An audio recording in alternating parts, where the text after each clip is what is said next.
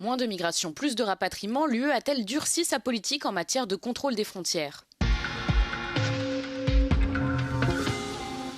Les chiffres de la migration sont en baisse dans toute l'UE. Il s'agit d'une tendance à moyen terme, mais pas seulement d'une évolution d'une année sur l'autre. Au cours des dernières années, les chiffres n'ont cessé de baisser. Par exemple, entre 2022 et 2024, l'immigration a chuté de 23% et le nombre de demandeurs d'asile de 6%.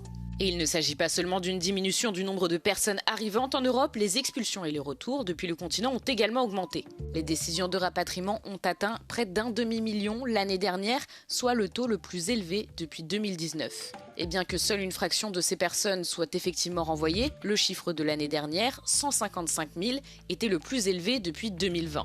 Les groupes les plus importants étaient les Turcs, les Géorgiens, les Syriens et les Albanais. C'est l'Allemagne qui a procédé au plus grand nombre de rapatriements, suivi de la France et de la Suède. En outre, de plus en plus de personnes sont refoulées à la frontière. L'année dernière, le nombre de personnes auxquelles l'entrée a été refusée a dépassé celui de 2023 et 2024, s'élevant à 133 000.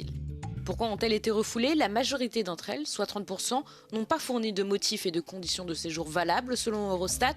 17% avaient déjà passé 3 mois dans l'UE au cours d'une période de 6 mois, 15% n'avaient pas de visa valide, tandis que 13% n'ont pas reçu d'autorisation d'entrée à la suite d'une alerte concernant leur présence dans le pays.